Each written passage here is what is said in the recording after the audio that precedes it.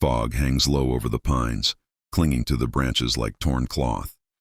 Dawn hasn't fully broken yet. Its light is thin, watery, hesitant, painting everything in shades of bruised blue and ghostly gray. In that trembling half-light, 37 German women stand gathered in a clearing, their silhouettes fragile as winter birds. Their coats are stiff with old sweat. Their stockings sag around their ankles. Their boots, those that haven't fallen apart entirely, are patched with rope, wire, and prayer. 6 months without a bath has carved its truth into every inch of them. Dirt settles in their skin like ink. Their hair hangs heavy, matted into ropes that thud against their backs when they move. There is a sour metallic smell that rises from the group, a mix of fear, soaked wool, and human exhaustion. Lieselotte, once a seamstress from Bremen, cups a chipped enamel mug against her chest. Her fingers tremble around it, not from cold, but from the weight of not knowing what comes next. The mug is the last thing she owns, the last thing untouched by war. Beside her, Greta whispers into the morning air, voice cracking like thin ice. Amerikaner? Was werden Sie tun? What will the Americans do?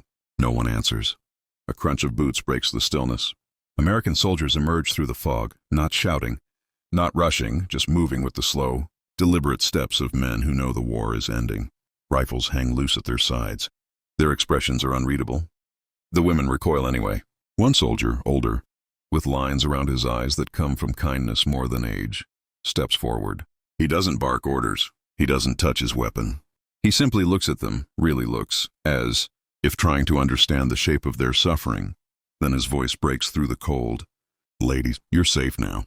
Safe. The word is too soft, too foreign, too impossible. It hangs in the frozen air like something delicate enough to shatter. And for a long, breathless moment, no one knows how to believe it. 6 months of mud, silence, and propaganda. The road that led these women to this clearing didn't begin with surrender. It began years earlier, on posters slapped onto German walls, on speeches shouted in crowded squares, on whispers exchanged in factory lines. The Americans will show no mercy. The enemy is a monster. Fight or be destroyed. Propaganda had become the air they breathed. It wrapped around their thoughts, seeped into their sleep, shaped the way they imagined their own fate.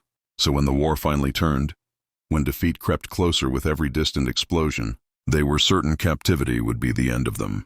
For 6 months they moved through a Germany becoming unrecognizable. Villages turned to blackened ribs of timber, roads cracked open by bombs, rivers choked with debris, horses dead in their harnesses, carts abandoned like coffins on wheels. Water, clean water, became a memory. They washed only in handfuls of melted snow. Some days not at all. Their skin hardened, turned gray in the creases. Their clothes fused to their bodies with layers of dust and sweat. The smell followed them like a shadow they could not outrun. At night, in barns or in ditches, the cold bit deep enough to rattle bone. Some women cried softly into their sleeves, ashamed of the sound. Others stared at the stars, waiting for sleep that refused to come. Greta kept a tiny diary hidden inside her boot, a book swollen from damp, its pages wrinkled like old skin.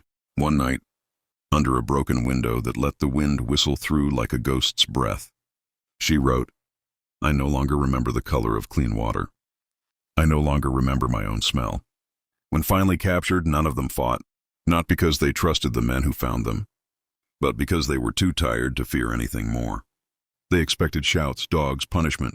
Instead, they were led through the forest with a strange, unsettling gentleness. And now, standing in the clearing, surrounded by fog and foreign faces, the women wait for a cruelty they've been taught is coming.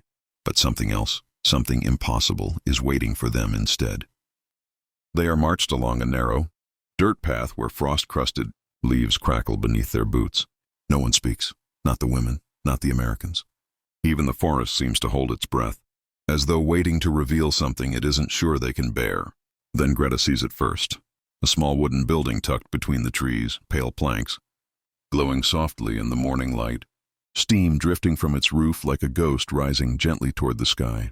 It looks nothing like prison, nothing like punishment, nothing like the camps their imagination had built from fear.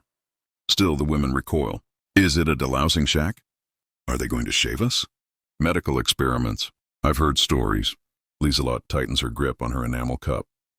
She feels the tremble in her hands, the stiffness in her fingers. Her heart beats against her ribs like something trapped. An American sergeant steps forward, clearing his throat softly, almost politely. "Ladies," he says, one at a time. "There's hot water inside, soap, towels, privacy." The words do not make sense. They fall into the cold air like stones dropped into a frozen lake. Sound swallowed. Meaning muted. Hot water, soap, privacy. The women stare at him as though he has spoken an impossible language. It is Marta, the quietest among them. A former piano teacher with wrists thin as twigs, who steps forward first. Maybe because she is the oldest. Maybe because she is simply too tired to fight her imagination anymore. Inside she freezes. There are individual cubicles, each curtained. Wooden stools. Basins filled with steaming water. A bar of white soap placed neatly on each shelf, as if waiting specifically for a pair of trembling German hands. Marta touches the soap. It is smooth, heavy, warm. A scent rises, subtle, floral, clean. Something she hasn't smelled since before the sirens, before the bombs, before the world collapsed. Her face crumples. A sound breaks from her chest, half sob, half gasp, raw enough to echo off the wooden walls. The sound of a woman returning to herself. Outside, the women jolt at the noise. Marta's cry slicing through the quiet like a blade made of emotion. It is not a scream of pain, not terror. Something else. Something unfamiliar after months of numbness. What are they doing to her? Why is she crying like that? God help us. Fear ripples through the line. Greta grips Lieselotta's sleeve, her knuckles white against the dirt-stained wool. Then the curtain inside rustles. Footsteps. A breath. And Marta steps out. She looks wrong at first, changed too quickly, too drastically. Her hair hangs damp against her shoulders, dark and clean. Her cheeks hold a faint flush from the steam. But it's her eyes that stun them clearer, brighter, as if washed open from the inside. She is holding the bar of soap with both hands, cradling it like a newborn. Lieselotta whispers, "Marta." "What did they—" Marta shakes her head, tears slipping down her still pink cheeks. "For uns," she breathes. "For us." The women stare. At her, at the bathhouse, at the steaming breaths curling from her skin. It is Greta who breaks first. A sob climbs out of her throat, wild and startled, like something feral escaping captivity. She covers her mouth, but the sound still leaks out, trembling. An American soldier steps forward, rubbing the back of his neck with awkward gentleness. "Ma'am," he says to Greta, "it's your turn now. No rush. Take your time." The word "ma'am" hits her harder than any weapon. It is respect. It is softness. It is the very thing she has forgotten how to receive. She steps forward on legs that feel like borrowed bones. Inside, the warm air wraps around her like a blanket. She reaches for the soap, heavy, white, smelling faintly of flowers and safety, and something inside her breaks and blooms at the same time. When she finally lifts the bucket and pours hot water over her body, she gasps, not because it hurts, but because in that moment, for the first time in half a year, she remembers she is human. The smell that broke them. By the time all 37 women have washed, the sun sits higher, thin, pale, but warm enough to touch their newly cleaned skin. Their hair clings damply to their cheeks. Their eyes are swollen from crying, yet strangely bright, as if each tear washed away a layer of war. A soldier gestures toward a long, low building. "Lunch is ready, ladies." Lunch, a word that had lost its meaning months ago. They follow in a hesitant line, coats still damp at the seams, boots squelching softly. The smell reaches them before the doorway does, rich, heavy sense of onions sizzling, broth simmering, something warm and undeniably alive. Greta stops walking. Her mouth falls open. Her body physically shudders. What is that smell? Lieselotte can barely say it aloud. Food, real food. Inside the mess hall, metal trays gleam under warm lights. A cook, broad-shouldered, apron stained with honest work, smiles as if greeting tired guests instead of prisoners. "Step right up, ladies. Plenty for everyone." He ladles thick stew into bowls, chunks of beef floating, among soft potatoes and orange carrots. He adds a slice of warm bread, steam rising from its crust, butter melting slowly across its surface. A boiled egg rolls gently to one side of the tray, perfectly white, impossibly perfect. The women stare. Some hesitate, their hands hovering over the food, afraid it might disappear if touched. Others grip their trays so tightly their fingers turn white. Greta sits first. Her knees buckle beneath her as she lowers herself onto the bench. She brings the spoon to her lips with the reverence of a prayer. The first taste stops her breath. It is warm. It is thick. It is everything she forgot food could be. A sob escapes her. Then another. Across the table, Marta eats in tiny, careful bites, tears sliding quietly down her face. Liselotte stares at her bread for a long moment before finally lifting it to her mouth, inhaling deeply as though memorizing the scent for the rest of her life. No one speaks. They eat like people trying to reclaim pieces of themselves, bite by fragile bite. The word they weren't prepared for. After lunch, the women are guided toward a small supply tent, canvas flapping softly in the breeze, sunlight filtering through its seams like warm threads of gold. Inside, neatly stacked blankets line wooden crates, pairs of socks, clean undershirts, simple things, ordinary things, miraculous things. An American corporal, young, freckles scattered across his cheeks like grains of cinnamon, steps forward with a clipboard. He clears his throat, looks up at the line of German women and says, "Ma'am, if you need an extra blanket, please let me know." Silence.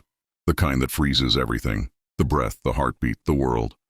Liselotte feels the word ma'am hit her like a physical force. It slides under her ribs, presses into the softest part of her. She has not been called anything gentle in years.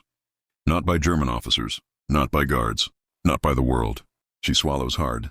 Ma'am? She whispers, as if testing whether the word is meant for someone behind her. The corporal nods respectfully. "Yes, ma'am, you." Her eyes burn. She looks away quickly. Another woman, Annalisa, steps forward, trying to hide the tremble in her voice. Can I have socks?" She expects mockery, punishment, a rule she didn't know she was breaking. Instead, he smiles, soft, almost boyish. "Yes, ma'am. Take 2 pairs if you'd like." 2.